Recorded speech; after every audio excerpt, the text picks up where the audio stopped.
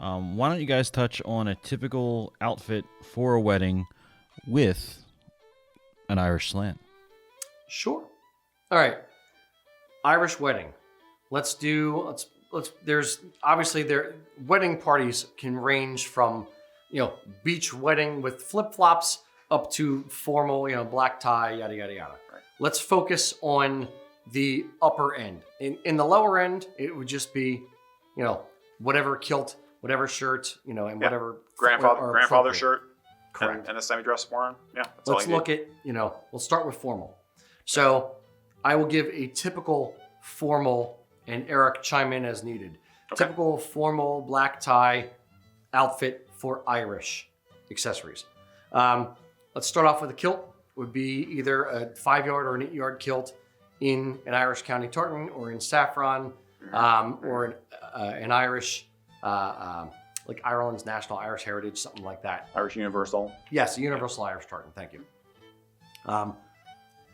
That's the kilt. Jacket and vest. You could do the Brian Boru jacket and vest. That is the Irish equivalent of the Prince Charlie. Has little button chain closure in the front, shawl collars, and gauntlet style cuffs versus the Braemar cuffs and open in the front. And it does not have peaked lapels, as I said, shawl collar. Shirt would be a wing collar dress shirt, typically a bow tie.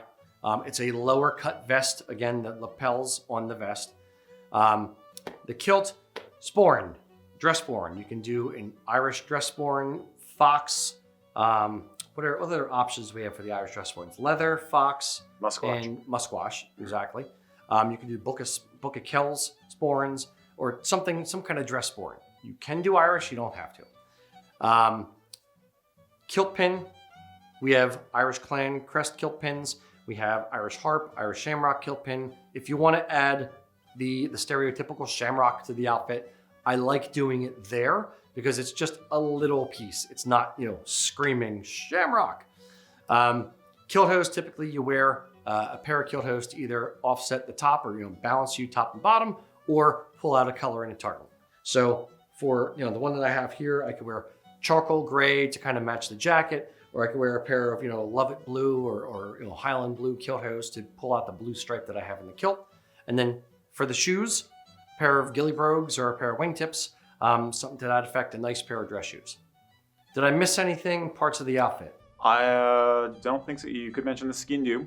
That'd be the only Skin thing. do, Yeah. cufflinks, and I missed the optional fly plaid. So Right. skin do is the knife that you stick in your sock. There are some with Irish symbolism in them, others that are just plain. It's effectively a letter opener. Stick it in your sock. The wing collar dress shirt typically has French cuffs. So you can do shamrock cufflinks, you can do harp cufflinks, you can do knotwork cufflinks, just, a simple, or just whatever cufflinks you have. What was the other thing we said? Fly plaid. Right. Fly plate and the brooch. Exactly. Fly plate and brooch, you can wear, you do not have to wear. It's if you're gonna wear a fly plate, formal is where you would wear it. Fly plate is the big cape-looking thing that hangs down the back and goes down to about the bottom of your pectoral muscle in the front.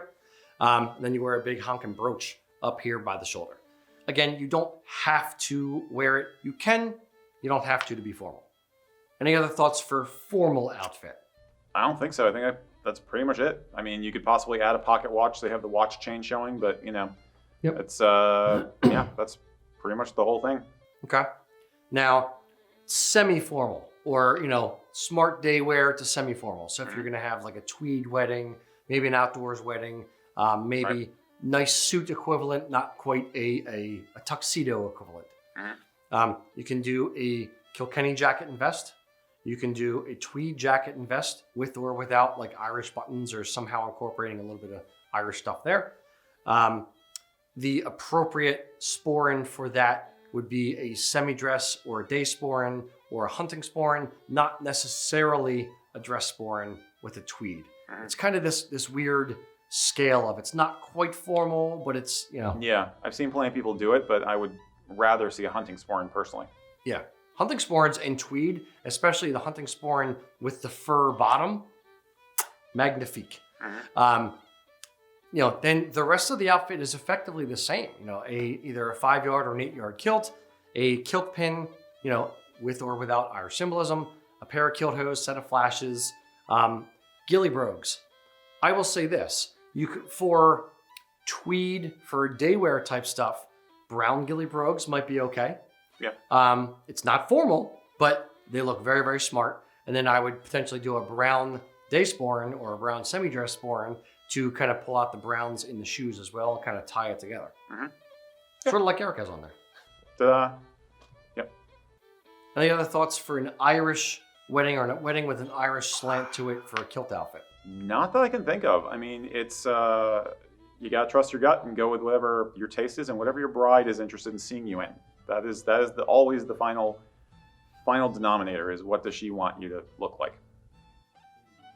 Now, is there anything for the bride that you could suggest as well? For the bride, you have sashes, you have shawls. The dress, generally, you don't want to cover up too much of the dress. So the dress is really the centerpiece of the event for most women. Now, and same kind of goes for the bridesmaids as well. So I'd say the sash or a shawl are the main two things that we usually recommend or sell to brides. Sash or brooches for, pinning the sash closed, whether you want to pin it up at the shoulder and wrap it around the chest, or whether you want to just cross, at the left hip and then pin it down here. Eric, any thoughts for brides that I'm not touching on? There's no basis in history or culture for this, but I personally feel like a shawl has a more Irish feel to it than a sash does.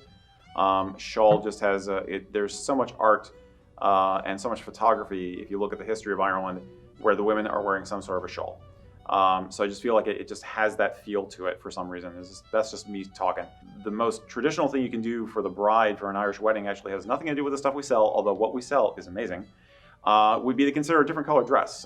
It used to be that blue was the traditional dress color in Ireland, not white. So that might be the real, just throwing a ringer to everybody who's involved in your wedding, is like, what, she's gonna wear blue? That's actually very traditional. It's not a custom that's followed nearly as much as I think it should be. Other than that, yes, incorporating either a tartan associated with your family's heritage, or having your groom put his family tartan onto you as part of the ceremony. Again, the sash that Rocky mentioned, those are all perfectly valid traditions, and it's whatever you feel is most aesthetic. There's no hard and fast rules. Indeed. It's a lot of this stuff, it's the symbolism that you are imparting on it. This is the American or the Canadian experience of having Irish heritage. This is not how it is done in Ireland. This is our own way to incorporate the heritage into the ceremony. It's what it means to you. It's not how it was done, but it's how we want to do it. We meaning you, meaning I, meaning whoever, it's involved in the ceremony. That's what's important. Yeah. Make it magical.